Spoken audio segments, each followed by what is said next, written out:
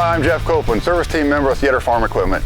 Today we're going to do an installation of our new torsion-mount style Devastator on the 712C featuring the 5000-044 Devastator kit. Before we get started with installation, we need to make sure we're safe working underneath the corn head by locking up the feeder house cylinder, making sure the combine's brake is on.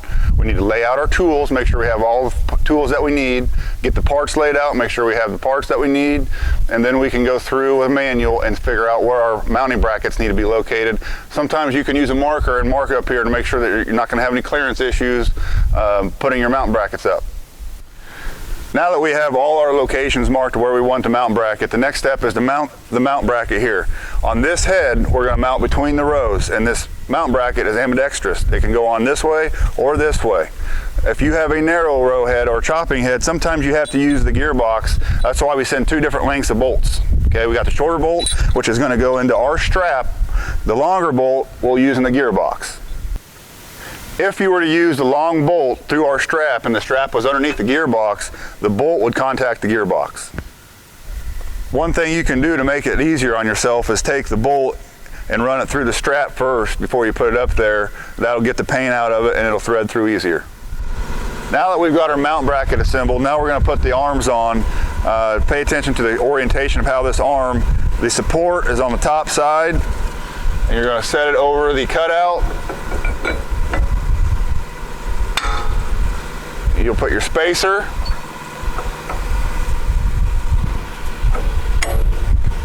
Then you're going to run a 3/4 inch bolt with a washer on it.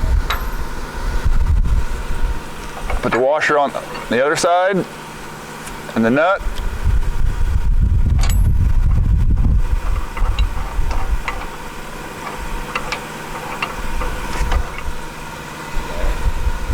And then you can tighten it up with the impact and a wrench. Now that our pivot arms are assembled, now we're going to assemble the roller mount tube to the arm. We're going to use 2 U-bolts, 4 lock nuts. When you put this up there, this bearing support tab that's right here on the back side, okay, is going to go towards the combine or the feeder house.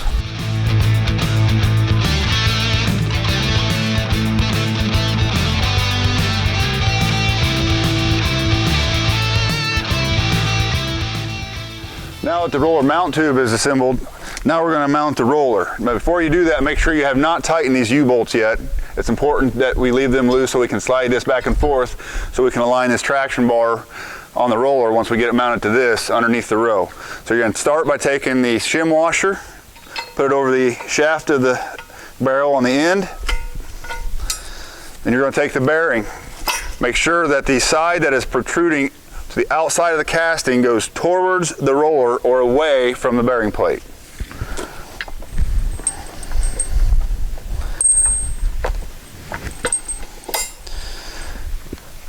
And then you're going to use 1/2 inch by 2.5 inch bolts and lock washers to assemble the bearing roller assembly to the roller mount tube bearing plate.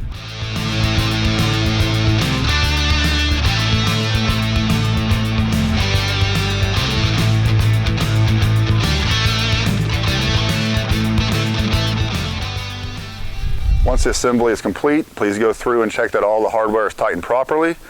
After that is done, you'll want to take the angle finder that came with the kit, lower the head down to operating position, and change the angle to 22 to 25 degrees.